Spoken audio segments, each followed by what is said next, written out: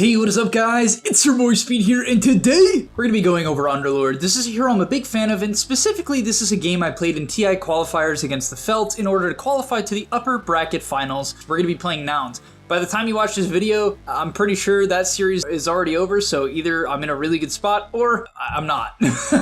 Either way, we're going to be talking about Underlord here today. This is a game that honestly I felt that I was very clean. I was 3-0, 0 deaths, I hit my timings, and I'm going to show you a really cool build you can go on the hero now. I think you guys are going to like this. Let me quickly show it to you right now.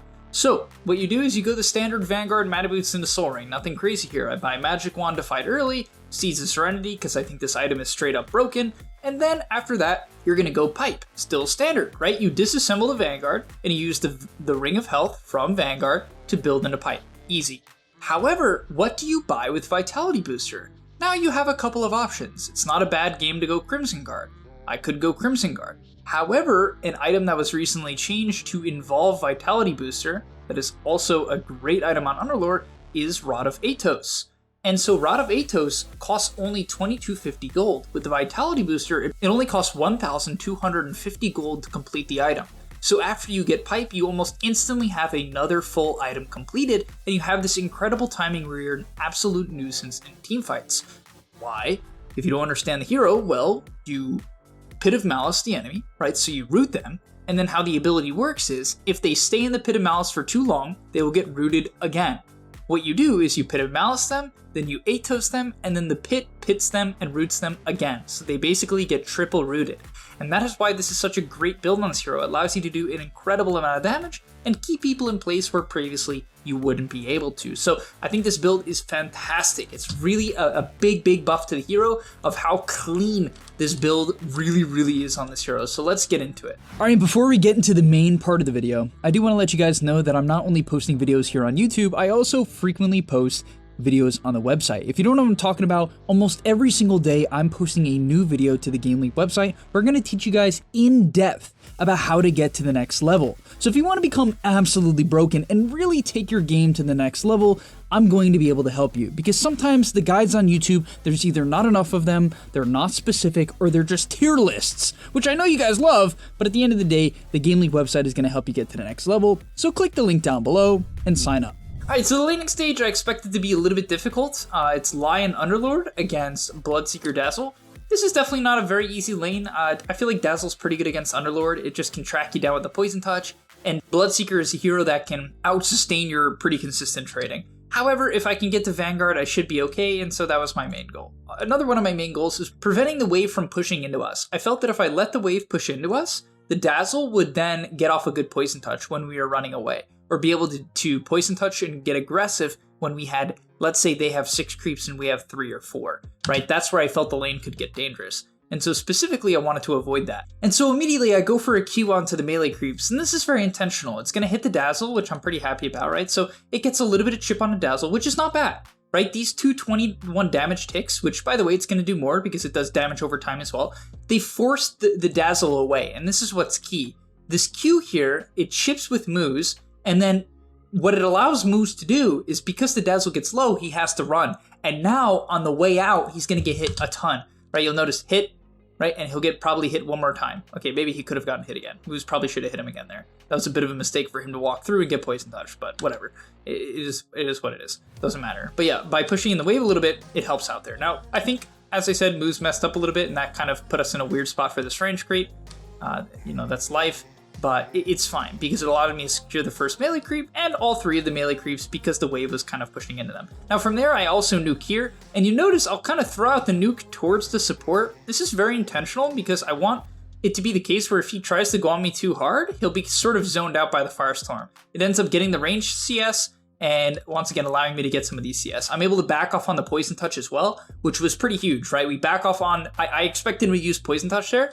We back off during the Poison Touch, and that allows us to completely ignore the damage of the spell, so that was pretty huge too. Now at some point in the lane, I don't want to get run down by Poison Touch if I can get the lane back for free, because basically Dazzle Bloodseeker will run you down if you're not careful. And so I don't mind pushing in the early waves because level 1 Bloodseeker isn't strong. Level 1 Dazzle is okay, but level 2, when you have Bloodright and Thirst, and when you have Poison Touch and Shadow Wave, I do believe that they are generally stronger than us. I think Hex is like kind of mediocre, and I think Atrophy Aura level 1 is kind of crap. And so I felt that going into level 2, if I could get the lane back, I would be happy with trading range creeps. So you'll notice I don't nuke the wave, I intentionally ignore it, and now, because Dazzle secures the range creep, yeah, we lose a range deny.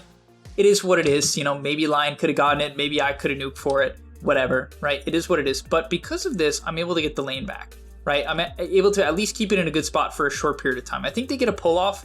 No, they don't, right? They don't. Okay, so they don't get a pull-off, and now we're kind of chilling. I shouldn't have let these creeps go under tower. That was really bad, so this was actually a mistake, because I want to keep the lane in this position. Once the creeps go under, it's bad. So I should pull creep aggro here off the Bloodseeker, who is here, he's just bugged. I should pull creep aggro to these melee creeps so that the wave doesn't go under tower. So this was a bit of a mistake. It's pretty advanced stuff, but it is a mistake at the end of the day, and was definitely something I wish I avoided, because now the wave is going to shove back into them, and it will allow Bloodseeker to get his lane control back. And this was completely avoidable by just pulling some aggro. And that goes to show there's just so many small things you can fix in Dota if you want to become like a really good player. So if you ever think to yourself, oh, I couldn't have carried this game, I don't understand everything I could do. I don't understand even like a fraction, in my opinion, of what I could do, because there's so much you can do in Dota. And that's just one example of what I could have done better. Because now these waves are a little hard, right? These creeps are a little bit hard. We're doing fine. I'm CSing very well. Right? At the end of the day, we're doing okay. But could we be better? Could we have 15 right now? Yeah, we probably could. All right, so moving on ahead, we end up rushing Vanguard, and once I get Vanguard, this lane's a wash. It basically comes down to a CS battle and how good we are at pulling creep aggro, casting spells, and denying and last hitting. And so it's not that interesting. It's basically just a 50-50 battle between me and the Bloodseeker. Right? From there, I pick up Siege the Serenity, which I love this item because honestly, it gives you so much health where I feel like even if I get ganked, there's a pretty good chance I'll die. I'm just so damn tanky. 1500 HP, and if I put it down, I get 10 HP regen and 4 just naturally from the item. 14 HP regen. That is insanely high. That is so much HP regen. This item is I really believe that it is, and it's AoE, by the way. I honestly think this item's kind of broken. It's such a low cooldown as well. It's only a 35-second cooldown, so it's really low. Now from there, sometimes I take a point in my W, and that could have been okay. Right, I definitely could have maybe taken a point in the Pit of Malice here. I think that was certainly an option. We ended up not doing that here. I wanted to kind of just try to flash farm. I didn't expect much to happen this game, but something did end up happening. Now, I hold the point of Pit of Malice and ulti because maybe I'll need Pit of Malice to maybe cancel a Bloodseeker TP. Or if I get gone on and I want to try to turn the fight, I'm better off having Pit of Malice over Fiend's Gate. So I'm kind of like keeping my options open by not skilling, but if I need to TP mid to a fight, I'll do that, right? So we TP mid.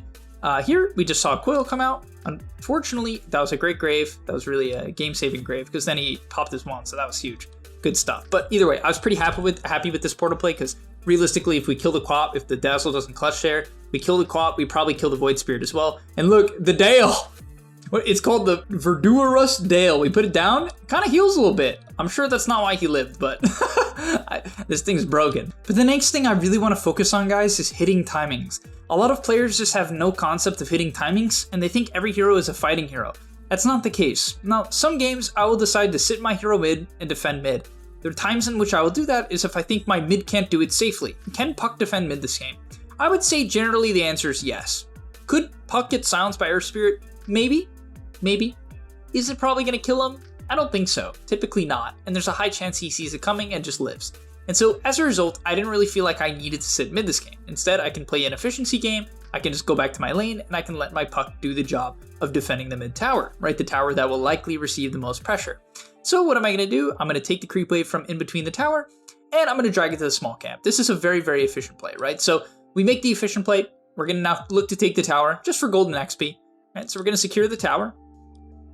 Very nice. We're going to nuke out the small camp.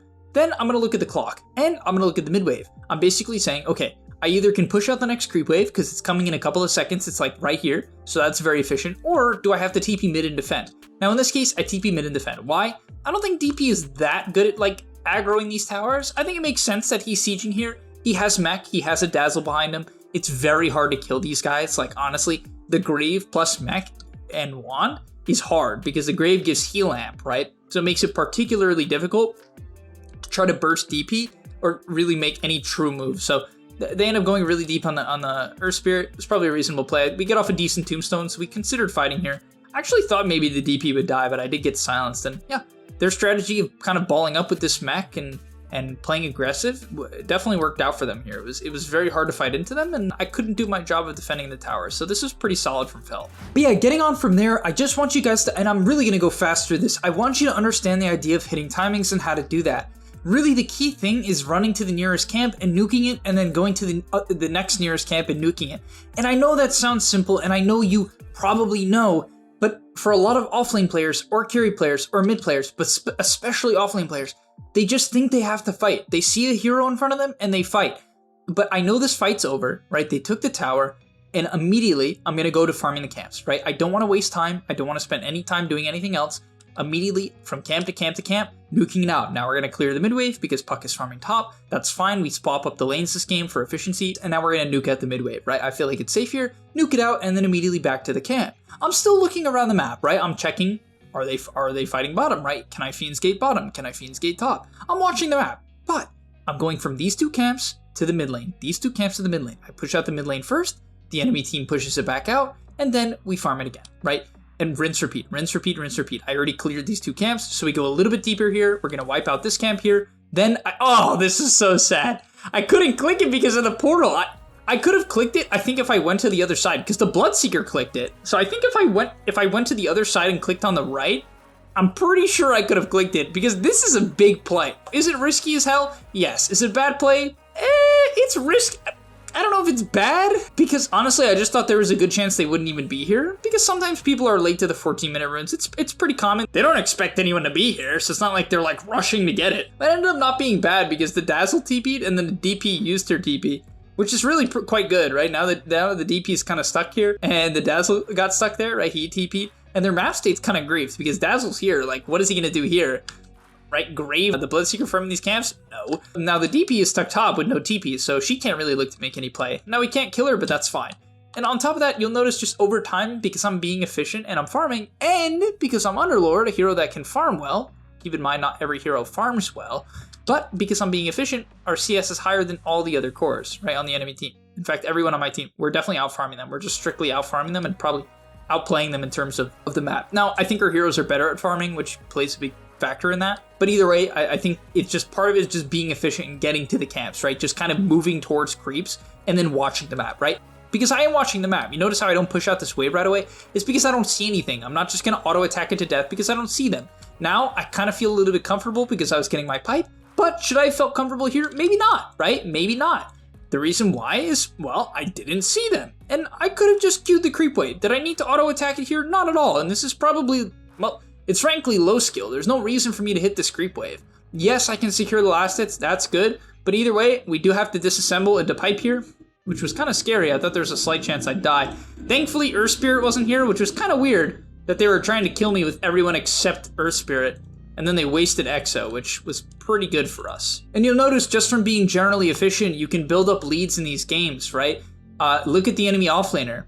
His kill score is better than mine. Now, his laning stage was harder, keep that in mind, but his kill score is better than mine, right? He just strictly has one more assist. However, because of general efficiency and because my hero is good, I would say it's a mix because he could certainly have higher than 80 CS. Once again, he had a much harder lane than me, so that plays a big part. I'm gonna give him some credit there. But either way, oh, that was another nice grave, damn. But from there, I know it's boring and I'll move on from here on out. We'll focus on team fights. But after that little engagement top, I'm kind of just back to farming, watching the map. A little fight breaks out mid and I don't have to portal to get there. Ends up being a shit fight, whatever it is what it is. We kind of overextend and feed and, you know, this actually griefed the game quite a bit. We threw away our 3k lead, dropped all the way to 1k, so that was pretty rough. But at the end of the day, back to farming, back to farming. Fight ends, I'm off to farming. And it's just kind of a rinse repeat. I'm watching the map, ready with Fiend's Gate, and then back to farming. I play this hero like Spectre or Dawnbreaker. If you play it like anything else, I think it will be underwhelming because you will not hit the timings you could potentially hit. The only exception is if you're for some reason owning the game, you can play really high tempo with like phase boots and get aggressive, but that is an exception, not the rule. Now next up, I think this was a pretty good portal play. We made a smoke play into the enemy team's triangle. We bumped into the Dazzle who was tanking a gank for the Bloodseeker, so fine play on his part. And then from there, we have to look at the map, right? We say, can we go to this ward? We have great wards here. We have this bot ward, we have this mid ward, and now we have an undying, we have a top ward too. Damn! We got all the wards, but it's really easy to portal to one of these lanes and look for a kill. And so I checked DP's items. I'm like, she doesn't have BKB. In fact, she has a Midas. This guy's super. He can't even dispel my roots, right? And so I see that, and I tell my Undying to go on him, right? And it's very easy. We just portal on him. He doesn't have a real way out.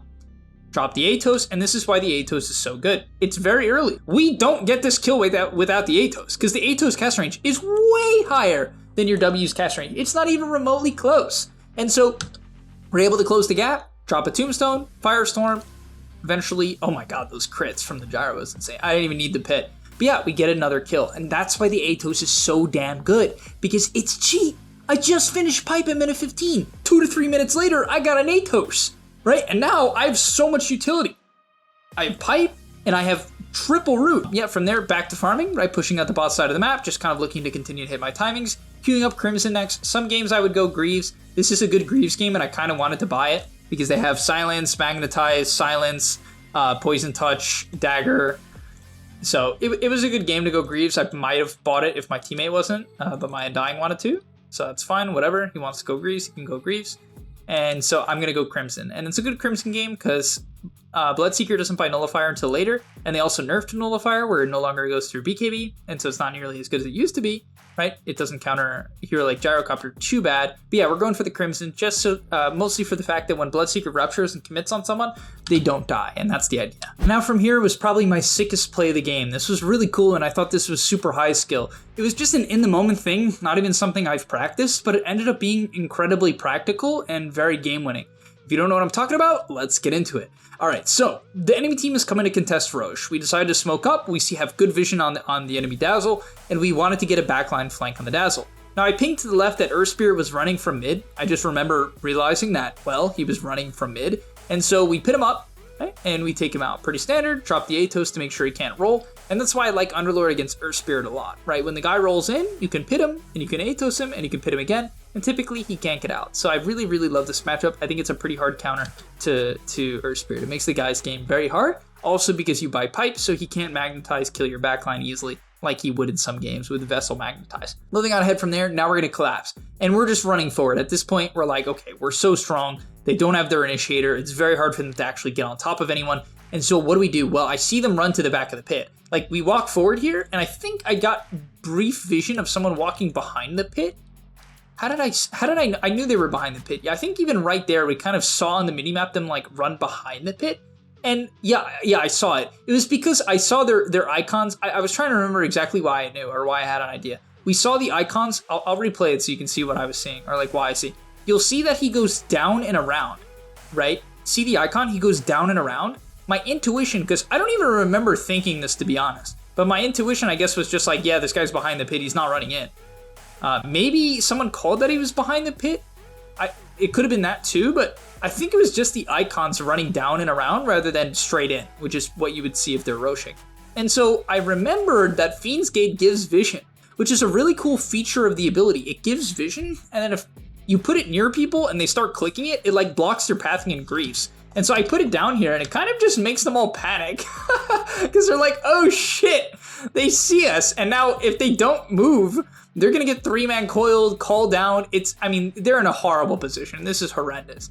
And so we see the Quap blink and now it's like, oh, there's a Quap here. They make a horrible maneuver. Well, not horrible because I guess they don't want to clump up for like all of our AoE shit. We have quite a bit of AoE shit, right? So they don't want to clump up, but well, they don't want to clump up. That means the Quap blinks out, and now we know Quap's in here. We get a huge Firestorm, and this is big too, because what I'm going to do, and this was my game plan in the team fights, my game plan was to go on Bloodseeker, because I feel like he's most of their damage with the BKB, and the reason why Underlord is pretty good with the Atos against Bloodseeker is you drop your pit on him, right? You kind of force the guy to BKB early, and if he doesn't BKB, look, right? So he's just going to start getting hit by some Flax here. So he gets hit by Flax, he's getting hit by Firestorm, he's going to get hit by an Orb. I think he gets stunned by, no, so he prevents Line from stunning him, but he's half health, and he's like, shit, I keep getting rooted, I can't get on top of anyone, I have to BKB, and now the fight's over, because this guy's dead, he got scouted, right? We knew he was here because he blinked under vision of the Fiend's Gate.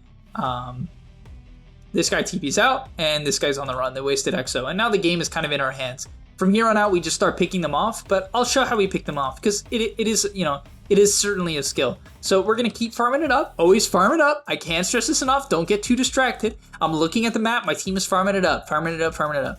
Even if my team is, let's say, pushing the bottom tower, I'll take all the camps nearby. As long as I think the enemy team isn't immediately defending, I'll just farm all the nearby camps. And now from here, it's kind of just watching my lion. My lion was telling me to watch top, and so it's pretty easy for me to have good map awareness at this point. But yeah, essentially, I'm just going to pay attention to what my support says, and most importantly, pay attention to what catch we have. We ended up layering our stuns a bit here, but finally we got on the same page. Puck silence, so I was going to finish it off with the Pit of Malice, but we get the kill and we kick Quap out of top. Now from there I hit the portal because I don't want to be top. We're not going to end the game. Honestly, in hindsight, maybe I could have just stayed top. I kind of wanted to finish my Crimson. I was getting very, very close, but at the same time, it kind of felt reasonable to go back bottom and clear it out, right? We still have the tier 1 here, so it's a very safe area of the map. I can sort of bully this Death Prophet out of this area of the map, and most importantly, I can push in bottom, get my farm up, and allow us to eventually take this spot tier 2, which is what we will now do. I think we eventually take the tower. We got our Crimson up, and look how farm we are. We're just huge, right? We're absolutely massive. 13k net worth, we're freaking massive. And keep in mind, the heroes that are like on the enemy team that are close, to be fair, they lost a team fight, right? Which hurts, but this guy bought a Midas. You know what I mean? His impact is just not going to be, it's just not going to be comparable to mine. Yes, obviously he can click Exo, he can still have impact. He's got Greaves Pipe, like I think his build is reasonable for the game. He's pretty strong. At the same time, not Pipe, Crimson, and Atos, right? I would argue that the Greaves are a little bit weaker. Obviously he has less small items than me, which is kind of good, but these small items will help me get my level up, help me play the early game, and overall just kind of snowball. So I understand he didn't buy the small items, right? He doesn't have the Soul Ring, which helps his timings a bit. But at the end of the day, hitting this Crimson plus Pipe is insanely strong, because I do believe that the Crimson timing tends to be stronger than a Greaves timing. I think as long as the enemy has no Dispel, Crimson is incredibly powerful against heroes like Bloodseeker, because they rely on hitting consistently and for not that high amounts of damage. Yes, I'm not going to block his Maelstrom procs or all of his magic damage that he does, but at the end of the day, he's hitting for a very consistent 160, which is pretty low, right? And with high attacks because of Blood Rage. And that is exactly what you counter with Crimson when there's no nullifier. And we'll see that come into play. That's why I think I'm quite stronger than the DP. Oh, this is a cool play. So first off, we kill the Bloodseeker top, which is just another good call out from Moose. Moose was playing great on the line here. Just kind of reading the map, and we were abusing the fact that, well, we have this Underlord, right? We have this portal, and so anytime the enemy shows, we can hit the portal and we can jump. And I think my puck is the portal here, so just great usage from the portal. My team was super on the same page with using the portal and just being able to connect to our lion stunts, and now we kill the puck, right? We show bottom, they're like, oh, they're bottom, we can push out top. Joke's on you, our lion is setting up, right? Our lion is setting up, and and the puck's joining in with me with the Fiend's Gate. And then this was pretty crazy. We got a glimpse of the Dazzle here, and this allowed me to cancel his TP. I'm pinging, I'm like, dive this guy, right? They don't have Bloodseeker. I'm like, dive this guy. I don't even care if they fight us 4-on-5. I don't think they have a shot with no Bloodseeker. He's their strongest hero by far. And so I didn't know if he would be here. I just kind of assumed if I was catching him anywhere, it would be around the corner, right? I don't know exactly if the math is correct on that, but I'm pretty sure that is the highest chance of me catching him if I root him when he goes around the corner. That's like some math shit, but turns out he was TPing, which is pretty based. He was TPing right on the edge, and I canceled the TP, which is very, very fortunate, because I was afraid when I would Atos him here that he would actually TP out. But it turns out, well, I canceled this TP, so yeah. We got him good. We got him good. And that was a big kill, actually, because, I mean, it's a bigger kill than you realize, because now we're going up the high ground. And yes, it's a support, but at the end of the day, every hero matters, you know what I mean? It's pretty hard for the DP to go in without Grave. He's just going to die to all the heavy physical of Gyro. And so now we're kind of able to force it up the high ground. They don't have the D push they had in the previous game we played, right? It's much, much harder for them to actually defend. And from there, yeah, we kind of just go with our team. At this point in the game, we're just going to group up with our team, and we're going to barrel it down lanes. And this is hitting the aura timings. My Undying bought Greaves, which he doesn't have yet. To be fair, it's pretty hard to finish an item like Greaves on a support. It's very, very expensive. But he's going Greaves, so we almost have triple aura. And my Gyro is just insanely massive. He's got a Satanic. I think he has Daedalus shipping out too. I could be wrong. Yeah, I actually don't know. But either way, all we got to do is group up now. And there's nothing they can do, right? There's really nothing they can do. And especially what's strong about this Underlord hero is it makes it very hard to initiate just because of all the constant roots, right? You try to run into the guy and, well, you can't get past him. If you want to get past him, you have to BKB. And that forces a situation I should have rooted here faster. If I Atos, he would have died. So that was a mistake. He 100% would have died. I grief there. But it forces a situation where if cores want to kill your teammates, they have to BKB early. And you know, that's just obviously wonderful. It's very, like, I really don't like, they picked Bloodseeker and Underlord, which I get because this Mjolnir damage doesn't get affected by Underlord's Atrophy Aura. Most of your damage is added damage and magic damage and rupture damage and like Blood Right. You know what I mean? It's not really affected by Underlord, and the lane's pretty good, and it's this guy's favorite hero. So it made sense, but I feel like the idea of playing Bloodseeker into like some stand still, man up, satanic gyro and auras is hard. You know what I mean? I feel like it's hard. Particularly difficult. I just don't think it makes a lot of sense. That's my opinion on their general draft there. But yeah, they go in. We ended up backing off. They kind of committed a bunch of spells. They used like all of their DP siphons here. So I think after they used their DP siphons and their Sonic Wave, we probably could have went back in. I mean, they really did use like both of their siphons and Sonic Wave, and Bloodseeker didn't have BKB. I feel like we could have kept going here. Realistically, we could have. We ended up playing kind of safe, which in hindsight, I think we should have just forced it. The DP is completely useless with no siphons, and she isn't going to have any for a while. Like, we're going to play it safe. We go to take the Tormentor, and this is, we didn't even have our Puck here, right? Puck wasn't even with us. He was getting bounty runes and like completing his Octarine. And they went on us, and you know, it could look bad, but they don't have a Nullifier. And when you don't have Nullifier against Crimson, Bloodseeker onto a BKB hero, because then you're not doing much magical either. You're doing half magical, right? And limited physical. He's just not going to do anything. Right? I mean, look at the damage he's doing to Gyro. It's pathetic, right? And this is with Gyro not even turning on Satanic. So once Gyro turns on Satanic, it's just not even, I mean, it wasn't even remotely close, right? He had no chance. And that's why having this hard aura timing is great. And it's particularly great on Underlord because your spells are so useful without you buying any items to enable them. Well, the Atos is good, right? The Atos is obviously nice because you'll see in this fight here, I probably should have Atos this Earth Spirit right away. Maybe it would have kind of gotten him stuck. I ended up holding it, which is, it's probably okay. I should have Atos him. It would have killed him. I should have Atos him. He got graved, but still, I should have done it. We ended up having Atos for this guy here, which is fine. Pit, and then Atos, root, and then another root. He gets graved, but then he can't get through another root. I love Underlord, man. I don't know. This hero is just so annoying. It's so annoying, and yeah, that's where the game just about ends, because I probably should have gotten a new neutral item. I still have Seize of Serenity, which is definitely wrong. Oh wait, no, I had Bullwhip for a while. If I was farming, I used Bullwhip because it helps me go from camp to camp.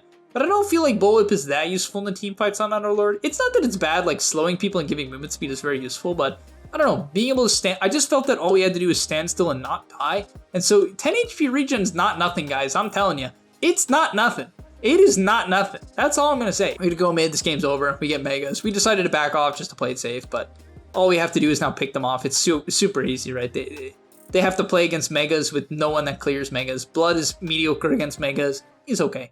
DP is horrendous against Megas. Quap is awful against Megas. They really can't deal with Megas. And so it's so easy to kind of find a pick off because they don't really see anything, right? So yeah, they're gonna get jumped. You know, at some point, someone's gonna show on a creep wave. We're gonna be smoked, and they're gonna die. And there's very little they can do about it. Like, honestly, there's very, very little they can do about it. So they call GG.